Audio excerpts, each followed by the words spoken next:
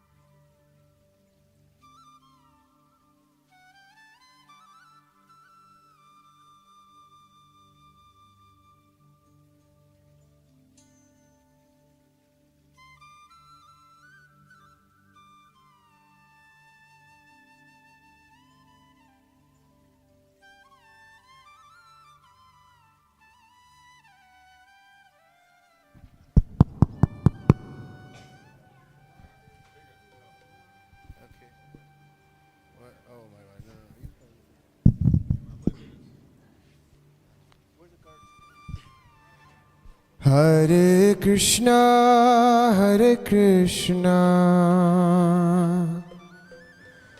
Krishna Krishna, Hare Hare,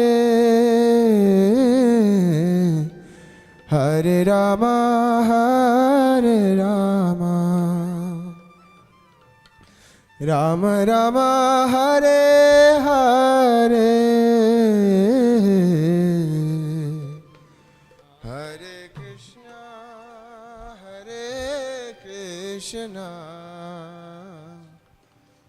Krishna Krishna, Hare Hare, Hare Rama, Hare Rama,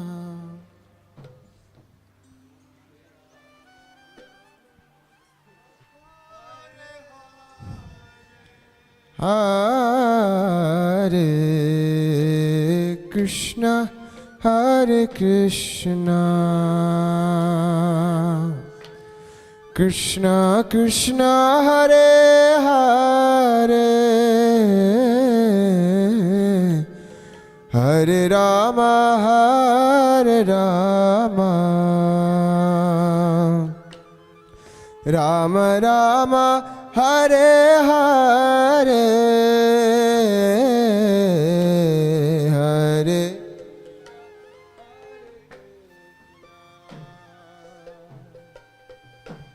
Krishna Krishna,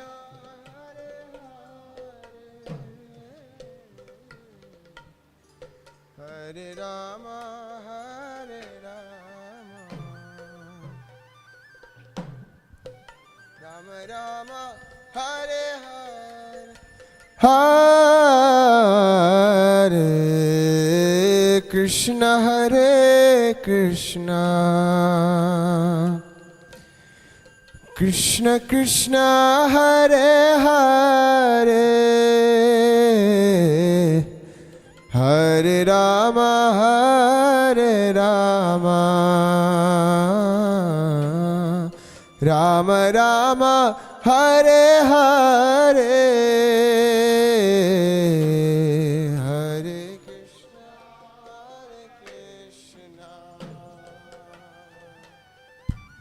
Krishna Krishna, Hare Hare, Hare Rama, Hare Rama,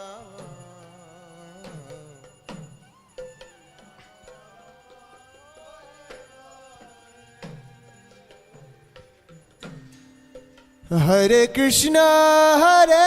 Krishna, Krishna Krishna, Hare Hare, Hare Rama, Hare Rama, Rama Rama, Hare Hare, Hare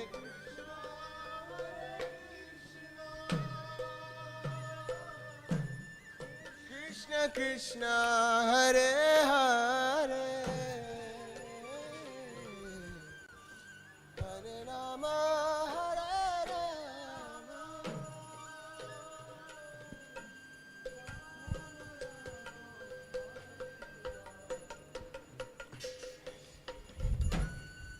Hare Krishna,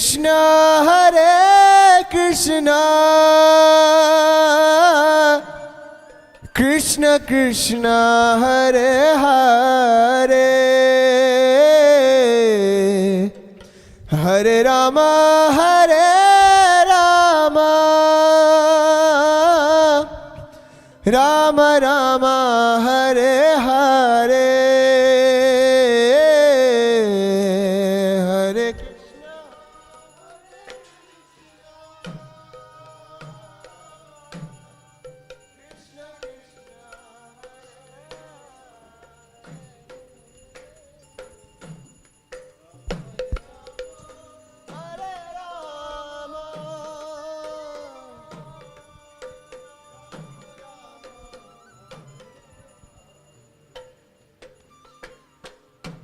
Hare Krishna, Krishna Krishna, Hare Hare, Hare Rama,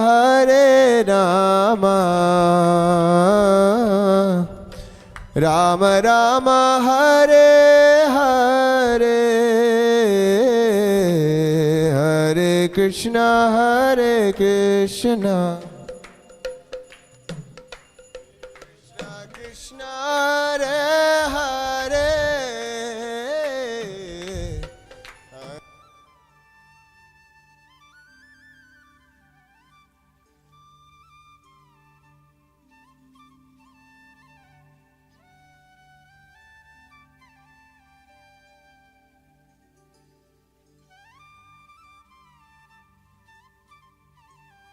Krishna Hare Hare,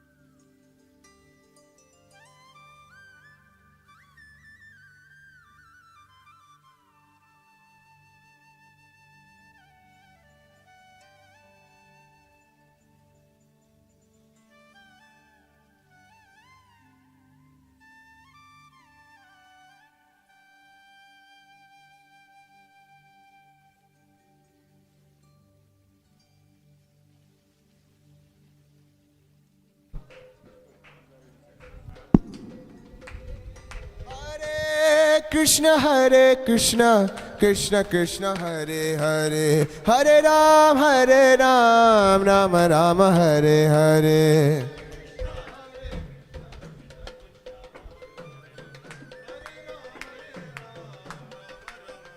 Hare Krishna, Krishna Krishna, Hare Hare, Hare Ram, Rama Rama, Hare Hare.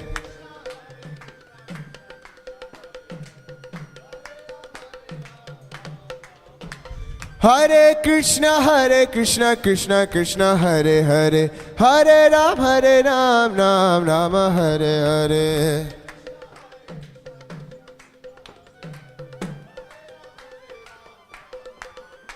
Hare Krishna, Krishna Krishna, Hare Hare, Hare Ram, Ram Hare Hare.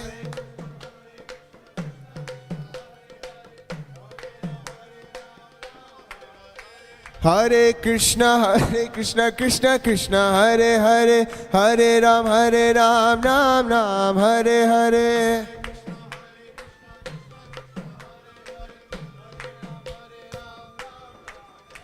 Hare Krishna, Krishna Krishna, Hare Hare, Hare Ram, Ram Hare Hare.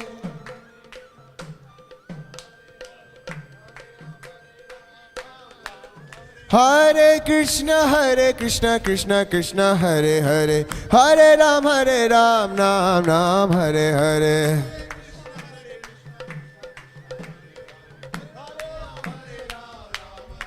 Hare Krishna, Krishna Hare Hare, Hare Ram, Ram Hare Hare.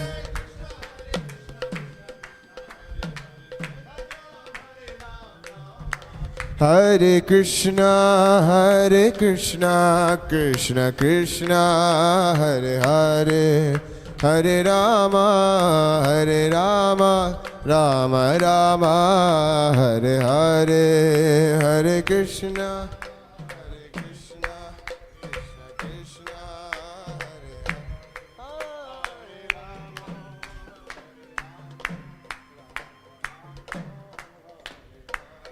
Hare Krishna, Krishna Krishna, Hare Hare, Hare Rama, Rama Rama, Hare Hare, Hare Krishna,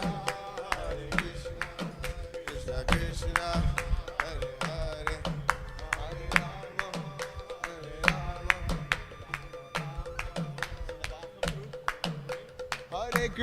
Hare Krishna, Krishna Krishna, Hare Hare, Hare Ram, Ram Ram, Hare Hare.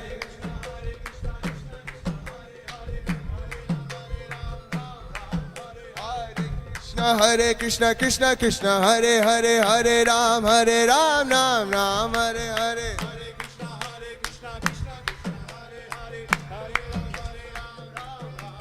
Hare Krishna, Krishna Krishna, Hare Hare, Hare Ram, Ram Ram, Hare Hare.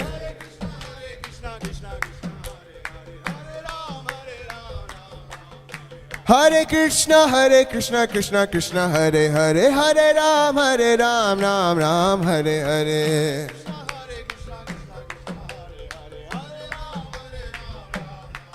Hare Krishna, Krishna Krishna, Hare Hare, Hare Ram, Ram Ram, Hare Hare.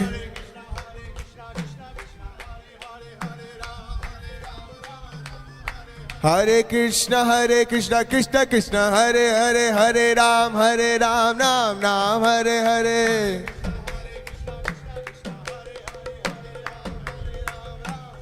Hare Krishna, Krishna Krishna, Hare Hare, Hare Ram, Ram Ram, Hare Hare.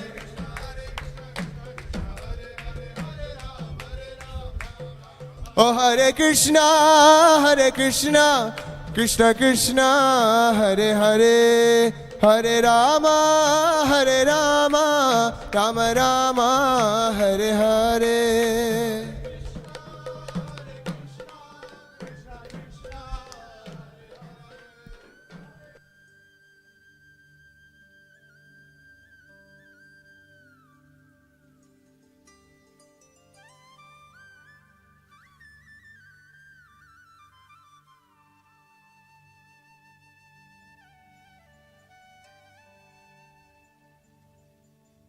Hare Krishna. Hare Krishna, please have everybody sit. Ravi Prabhu, vachesandi. Hare Krishna, we'd like to welcome His Grace Hari Parshad Prabhu. He is a Vedic scholar from our ISKCON community, and Prabhu is also counselor member for all the Shastra program at ISKCON. This is Prabhu's second time to coming to our Gaushalla. Maybe you can put the chairs like this and sit here. So, and we would like to welcoming. As soon as Prabhu came, he said he'll have prasadam at Goshala and sleep at the Goshala. So he likes cows. And many years ago, Prabhu gave one talk. I remember that he told me the difference between the indigenous cows and the Western cows. Gavaha, GauMata. You know, there is a difference. And Prabhu can speak more about it. They look like a cow, but they are not cows. So, and after Prabhu speaking, I heard same thing from Chinnajiyar Swami. So, and he's a very Vedic scholar, and we are very, very happy to have him here. That he constantly meditate on to how to propagate our Srila Prabhupada mission. So, and loudly we welcome Prabhuji by saying, Hare Krishna, Krishna Krishna, Hare Hare, Hare Rama, Rama Rama, Hare Hare. We want to have Prabhu every year at our Goshala. Next time we'll have on the weekend by the mercy of our Prabhuji here. Hare Krishna. Thank you.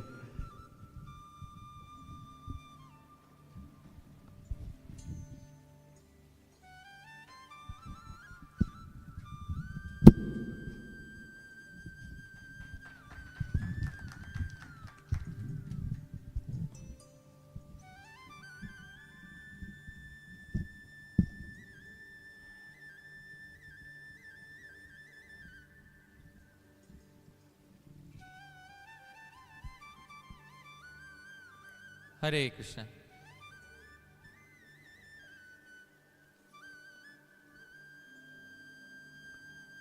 Thank you, Sri Krishna Purushottam Prabhu, for kindly inviting me here and for this wonderful facility that you have built here as per the orders of your Guru Maharaj, His Holiness Bhakti Raghav Swami Maharaj.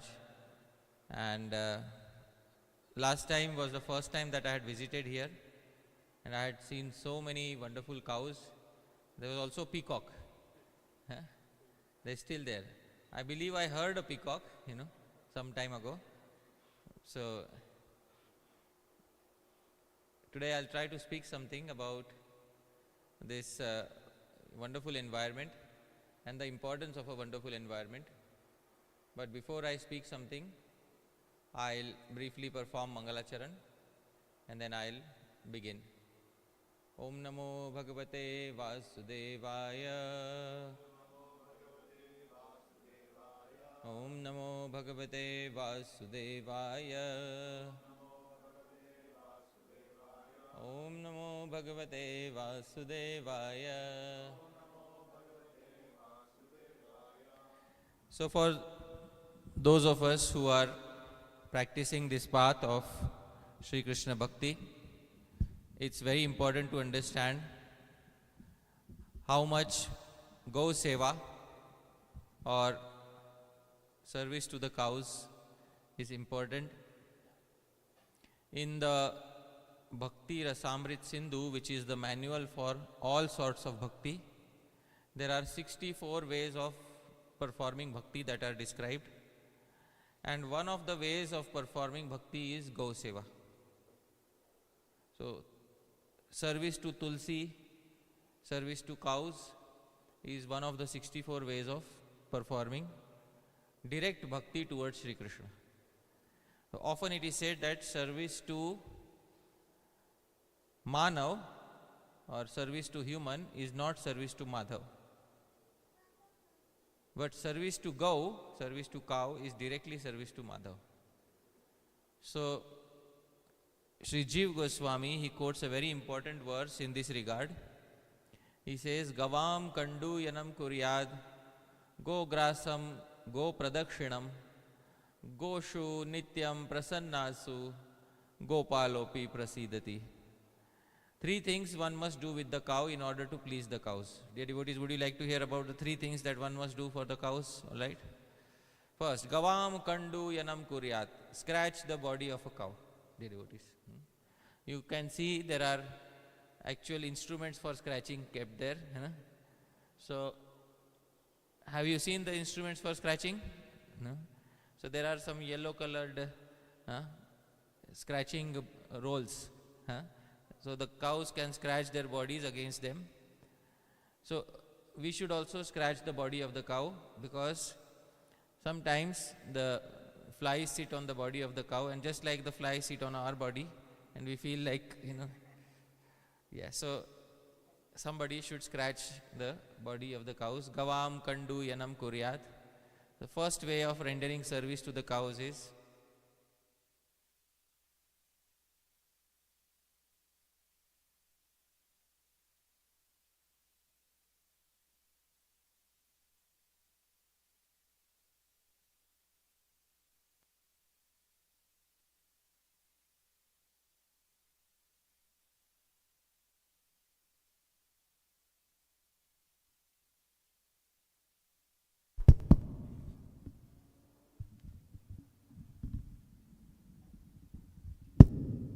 yeah.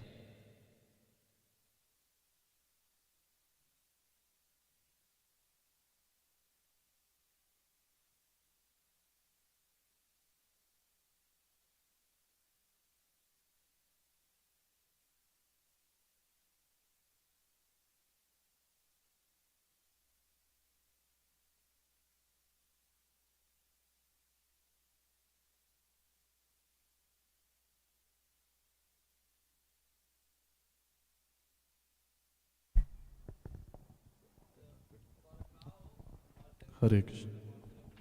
Go grasam, feed grass to the cows.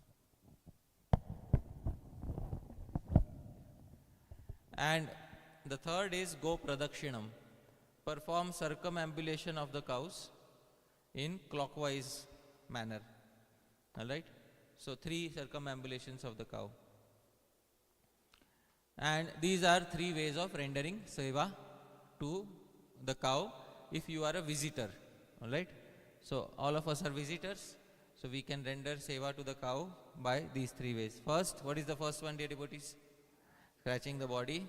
Second, feeding grass. Third, circumambulating. Go around the cow. In which direction? Clockwise or anti-clockwise? Clockwise. Goshu nityam prasannasu. If cows are happy, Gopalopi prasidati. Gopal, Shri Krishna is also happy. So, service to the cows is one of the 64 ways of rendering service to Bhagavan, dear devotees. And it is through this service of cows that many devotees in the past have pleased Shri Bhagavan. In fact, dear devotees, this entire environment reminds me of my own childhood, because in my childhood I spent a lot of my time in my village, and my village is near Pune in Maharashtra, and whenever I used to visit farm communities in the Western world, I would not get the same feeling that I would get in my village, because something was lacking. Because what was lacking, dear devotees, the one thing which was lacking, which I felt, was that the fragrance, the aroma of the cows and the cowshed is not the same, isn't it? So at the moment I entered here, I didn't feel like I am in the United States. Because immediately it reminded me of my own village, because as you can see, the entire Goshala is, having cow dung, there is cow dung on the floor, and then, dear devotees, the cows are grazing here, and I said to Prabhu, I want to sleep here for 1 hour, because this is the environment in which I'd like to stay. I reminisce those days, because in my childhood we had the entire package, the entire village package. And I don't know how many of you have spent your childhood in a village. Please raise your hands. How many of you have seen an Indian village in your childhood?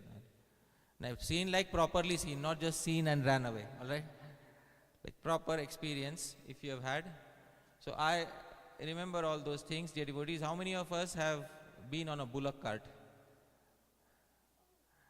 Alright. How many of us have climbed trees in the village? And how many of us used to fall sick as soon as we used to go to a village? Please raise your hands.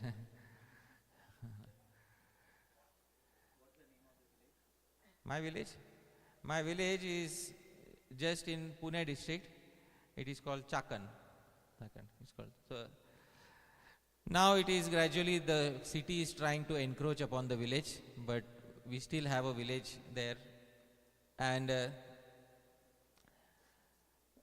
in the summer season especially, because we had a home made out of, it was not a pakka home. It was a home made out of like this, wood and maybe, some temporary shed. And then we had an upper floor. There was a layer separating the ground floor from the upper floor. And in the upper floor there used to be crates and crates of mangoes in summer season. All right. Prabhu, it's natural. So today I am in the city and I think I have made advancement. But am I happy? That is a big question. The devotees, there are 4 goals of human life. Please repeat after me. Dharma, Artha, Kama, Moksha. So what is Dharma? Dharma is performing all activities given in the Vedas. That is known as what? Dharma. Artha is prosperity, overall prosperity. Artha is often mistaken simply as what? Money. But there is a big difference between artha and money. Because artha doesn't simply mean money. Artha means overall prosperity along with an entire family with whom you can enjoy that prosperity. That is artha. So nowadays I stay in the city and I don't have an extended family, but I may have money. So we should ask a question, is that truly artha? So the answer is no, because what will you do of so much money if there is nobody to share your happiness with? In my childhood,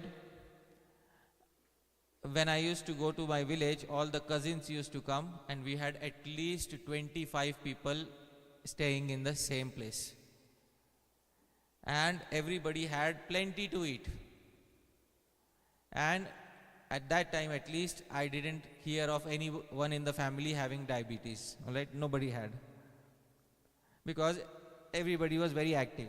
Srila Prabhupada used to say one thing, a person gets diabetes when they start sitting in one place for long.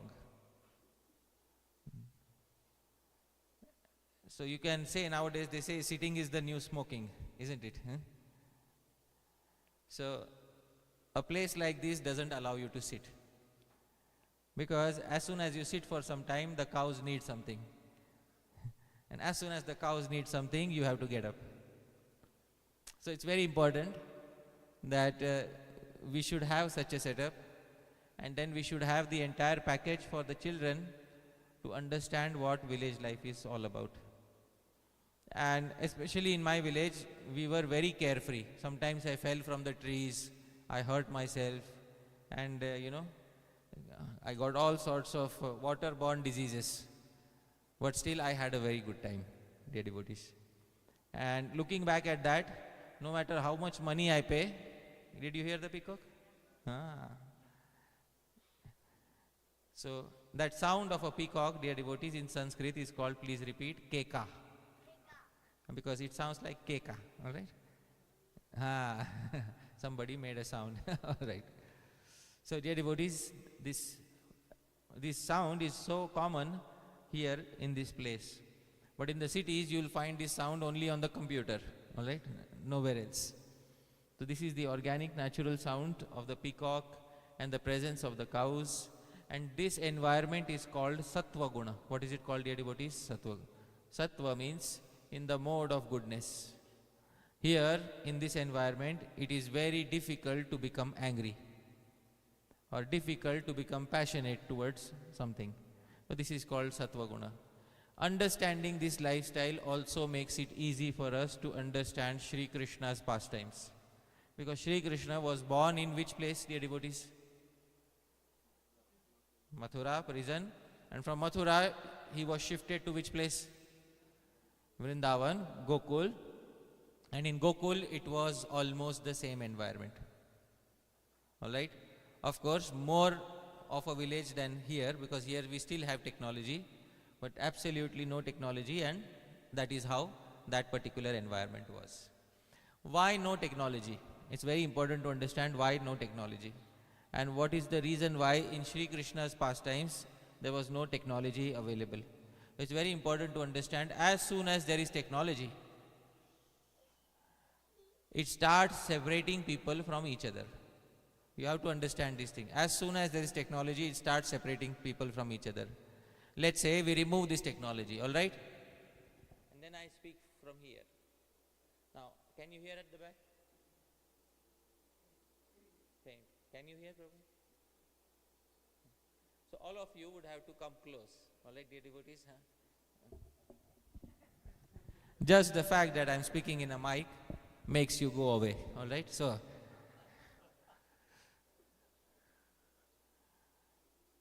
previously in the villages, when somebody had to speak, everybody would gather around them.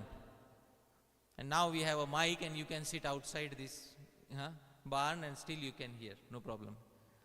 So, everything in Shri Krishna's pastimes is arranged so that maximum amount of prema. What is the English?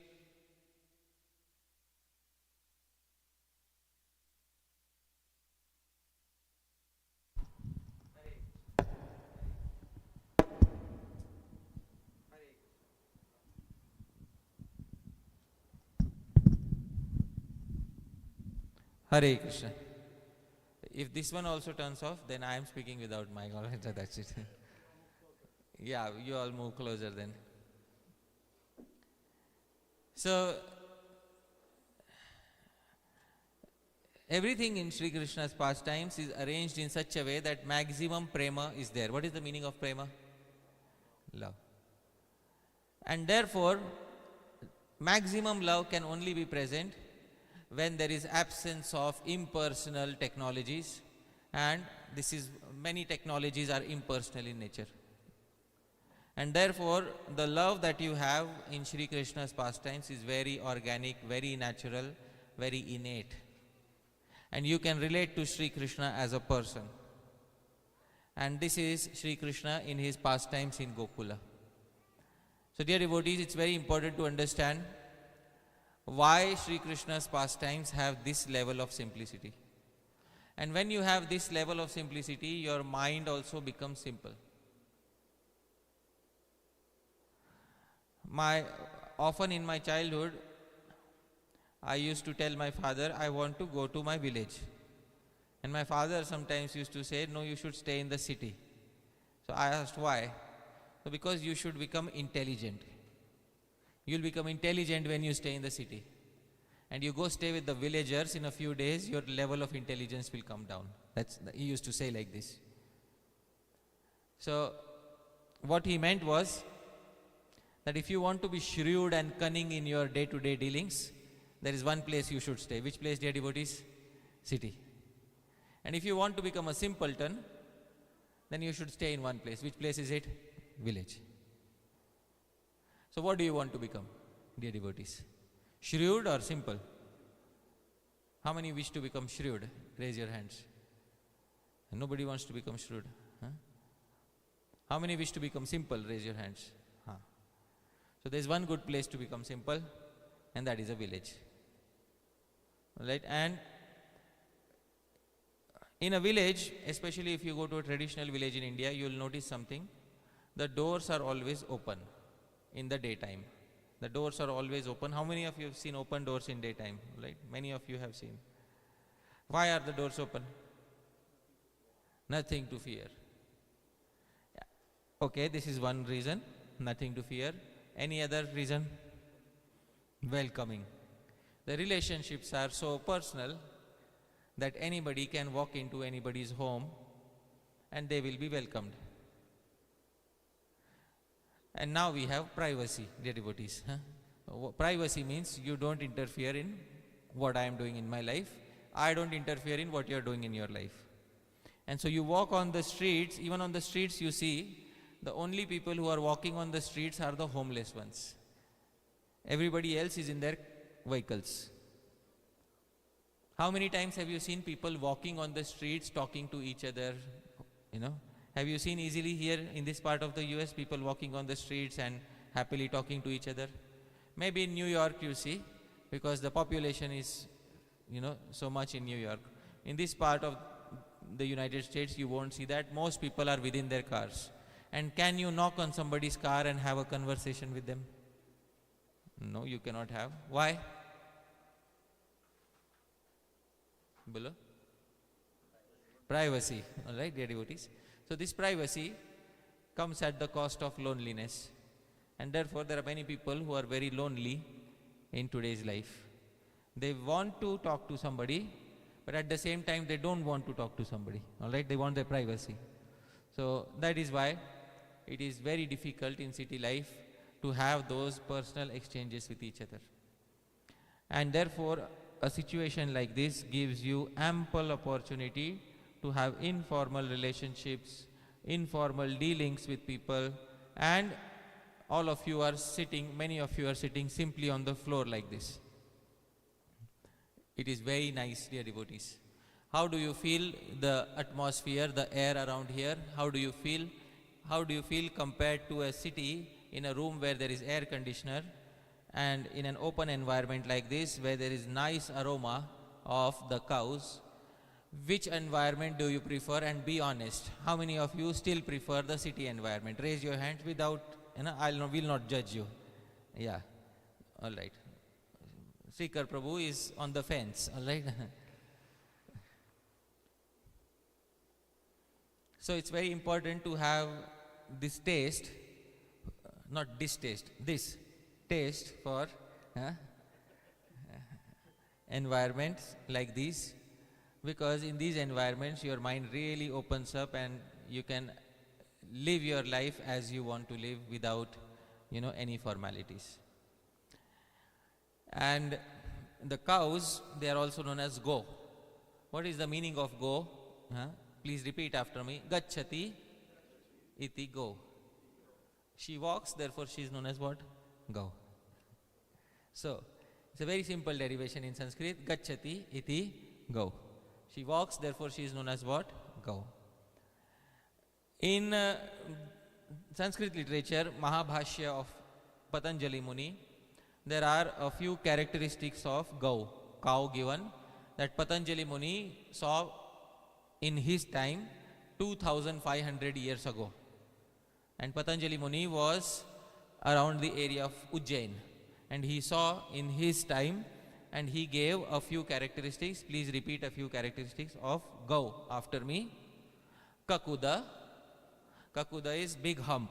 Do you see big hump, dear devotees, on some of the cows? Yes? All of them. Second, Sasna. Sasna is dew lap, gulk, this. Third, Langul. Langul is a tail which almost touches the ground. Alright, so there are three distinct characteristics of go that you will find. First is a hump, a clearly defined hump.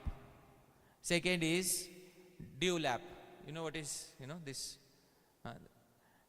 hanging from the neck. And third is a long tail which is almost touching the ground. So in recent history, there was a lot of fiddling around with everything, all the species of life, including fruits, plants, vegetables and animals. What you call brinjal, originally there is an English name for brinjal. What is the English name? Eggplant. Why is it called eggplant?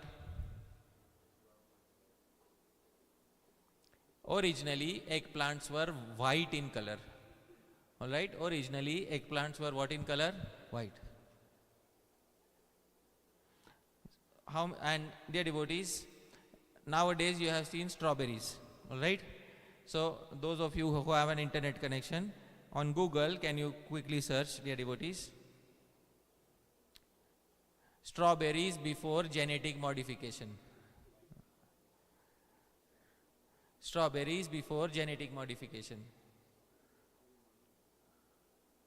Do they look like strawberries from any angle? Please tell me.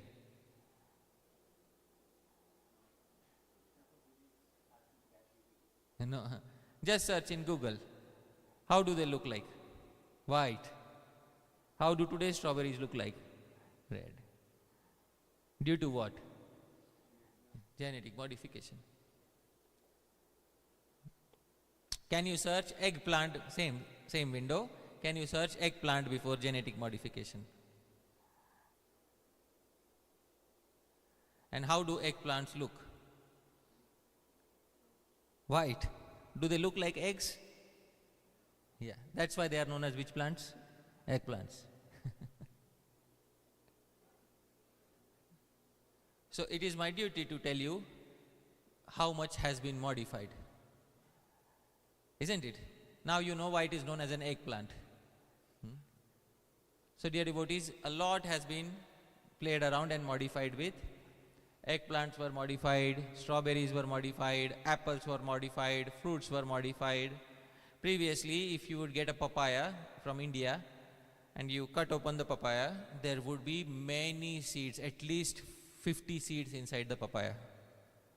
Nowadays, if you cut most of the papayas, you will rarely get those many number of seeds, because the seeds are removed because of genetic modification. So that is what happens. Similarly, with the animals, there was a lot of genetic modification done. And this genetic modification was done for two primary purposes. The first purpose of genetic modification was that the cow should give more milk. And the second purpose of genetic modification was that the cow should give more meat. So these are two primary purposes of genetic modification. So they bred cows in such a way that the cows will have more milk and they will have more meat.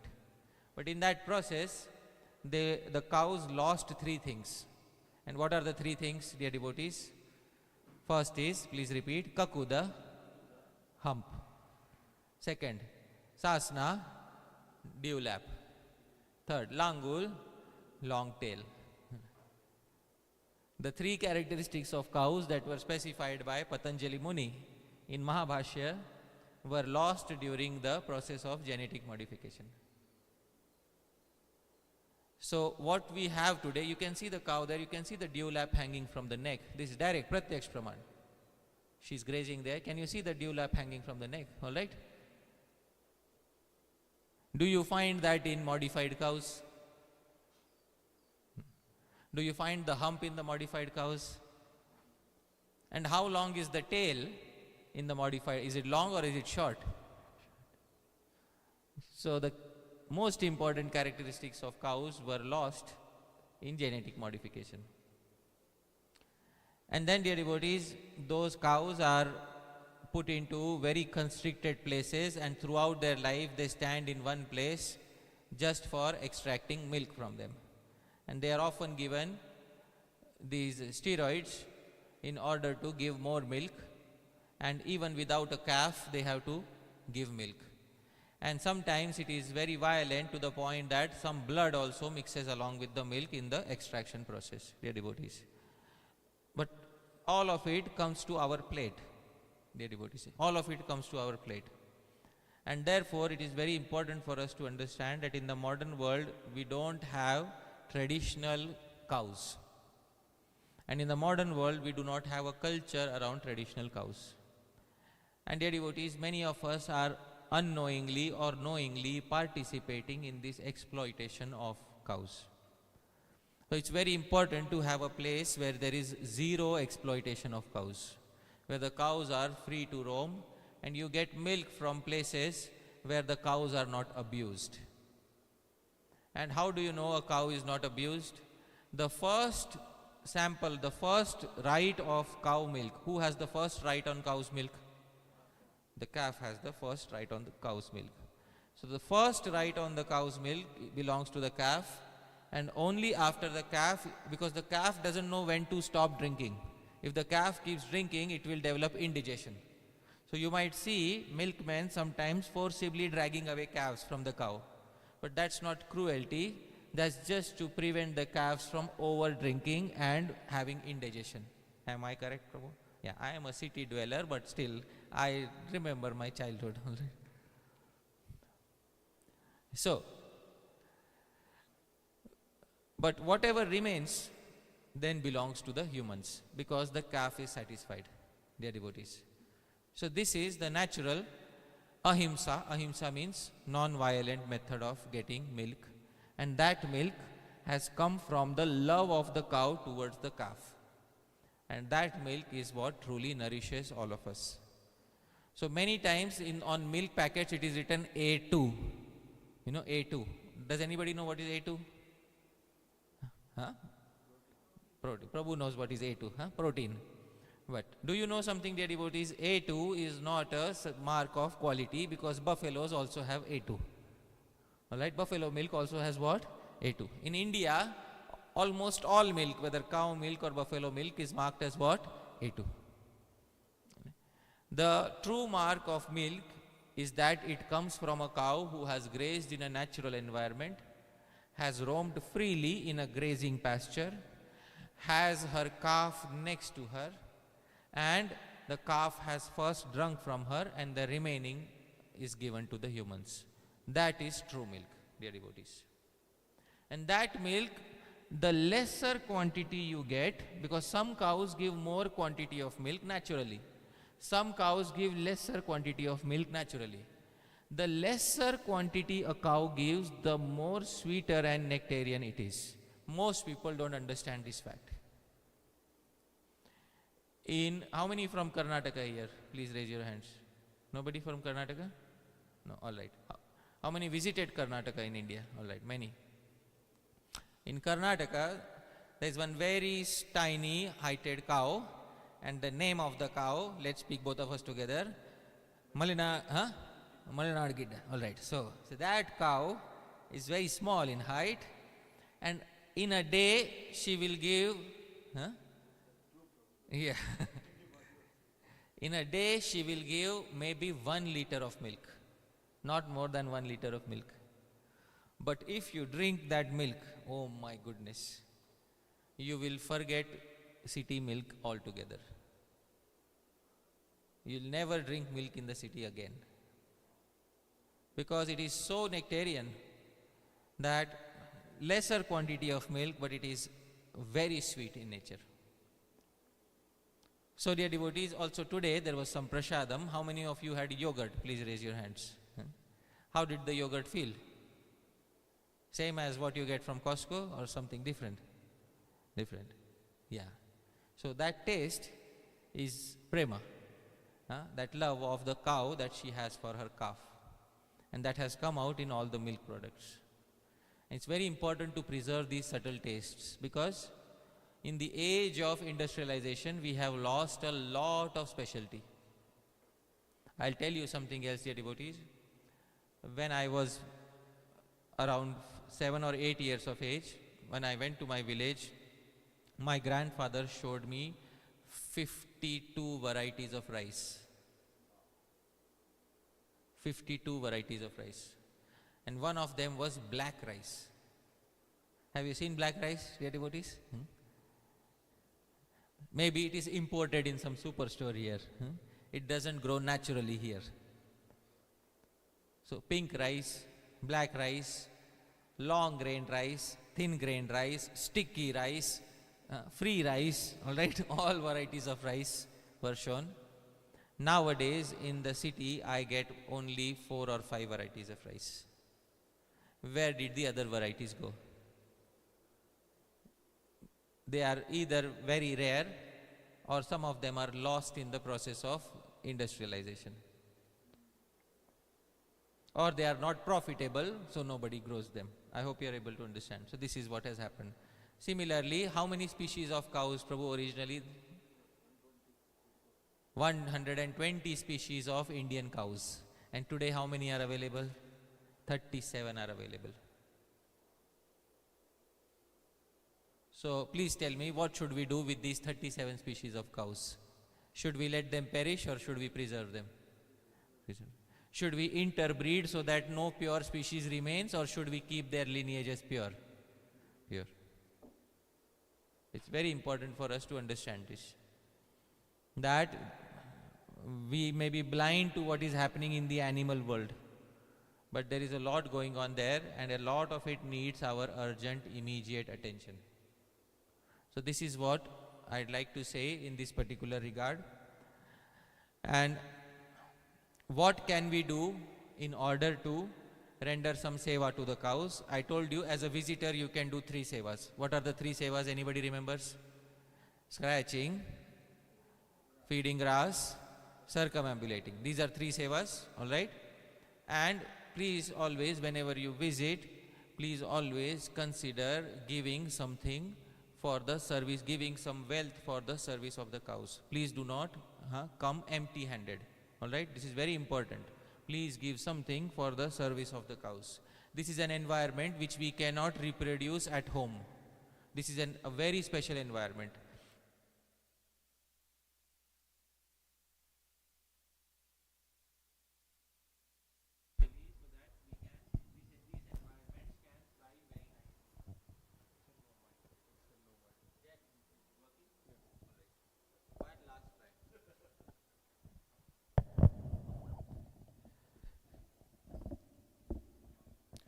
So there is a very famous verse in Sanskrit. I will sing it. Please try to repeat after me. All right? Please hear carefully and try to repeat after me.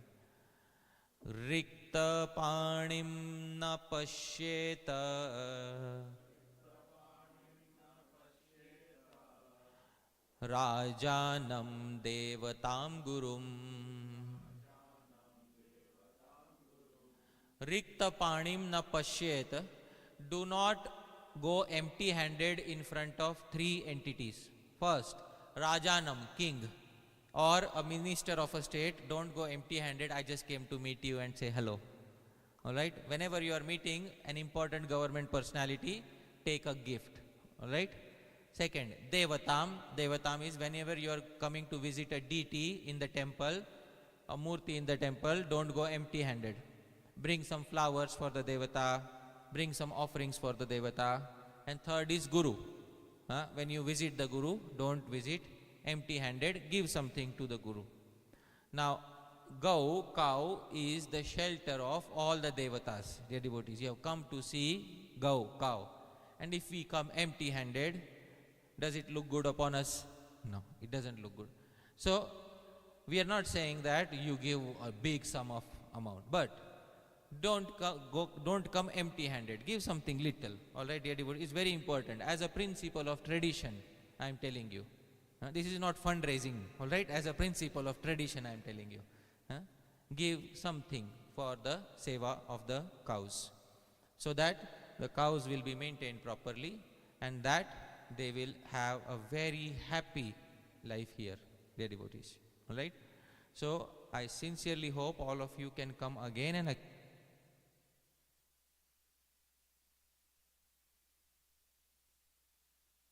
Speak loudly. Everyone can hear? Yes. When you came here, dear devotees, were the gates open or closed? Open. And when we go back to our homes, wow. Yeah. And when we go back to our homes, after we enter the homes, what will we do with the doors of our home? Keep it open or closed? Closed. So there is a big difference, dear devotees, between the gates of Mother Cow and the gates of our home. And the big difference is that these gates are always open for us, never closed. And we should always appreciate the fact it's such an informal environment. There are many devotees who just came and said, can I start doing some seva? Isn't it? Many devotees who came and said, can I start doing some seva? Acha, can you walk into the home of any person and say, can I start doing some seva? Can you do like that, dear devotees? No. But we don't even know the cows, and devotees are coming and saying, can I do some seva? Why? Because there is already such an informal relationship between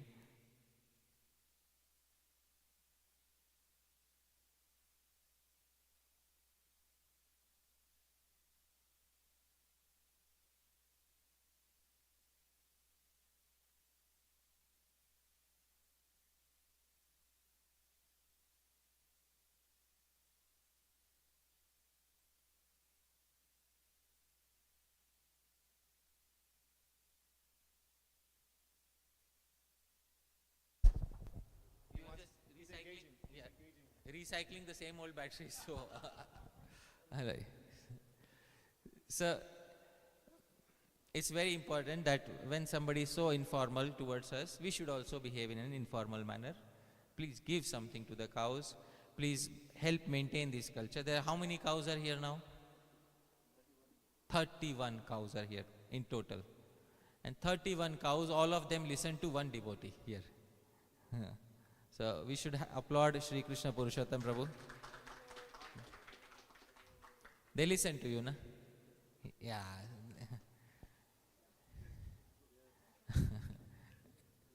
So the cows listen to you and they agree with you, and they are all good friends with him.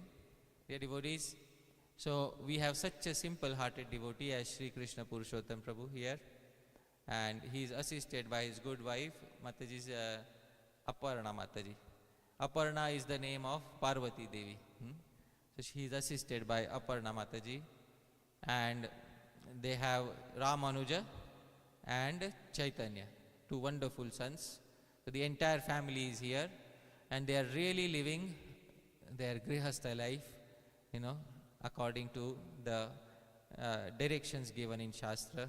So I am very happy for all of them, and I sincerely hope that all auspiciousness comes to them. I don't have to hope, it is coming already from the cows, but I sincerely hope that by coming in contact with him, all auspiciousness also comes in my life and in all of your lives. Thank you very much, devotees. Hare Krishna.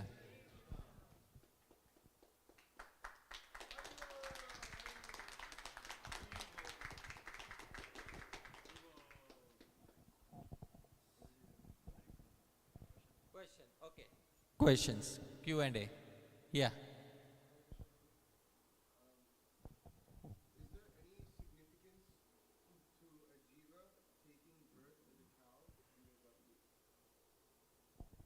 Is there any significance to a jiva taking birth as a cow in their bhakti? In the Shastras, cows are spoken of as very dear to Sri Krishna. So, there are certain cows who stay around temples, who render service to Bhagavan. So, if somebody has taken birth as that sort of a cow, with that sort of a mindset, to naturally render service to Bhagavan, that is a very auspicious. And perhaps that is the last birth for them.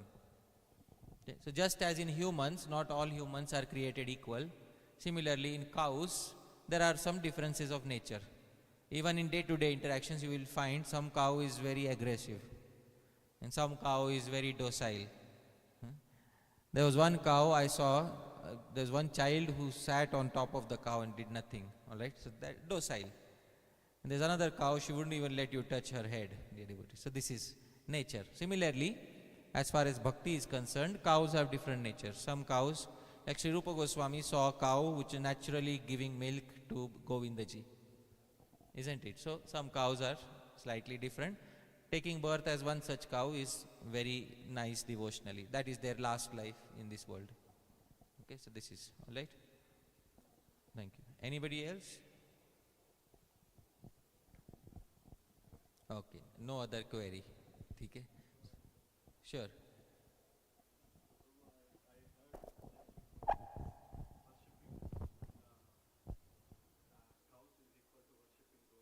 Yeah. What is the reference when I said worshipping cows is worshipping Govinda? So it is from Sri Jiva Goswami's commentary on Bhakti Rasamrit Sindhu. This verse is originally from Gautamiya Tantra. Gavam kanduyanam kuryad gograsam go pradakshinam goshu nityam prasannasu gopalopi prasidati. Gavam kanduyanam kuryad. Scratch the cows. Go grasam.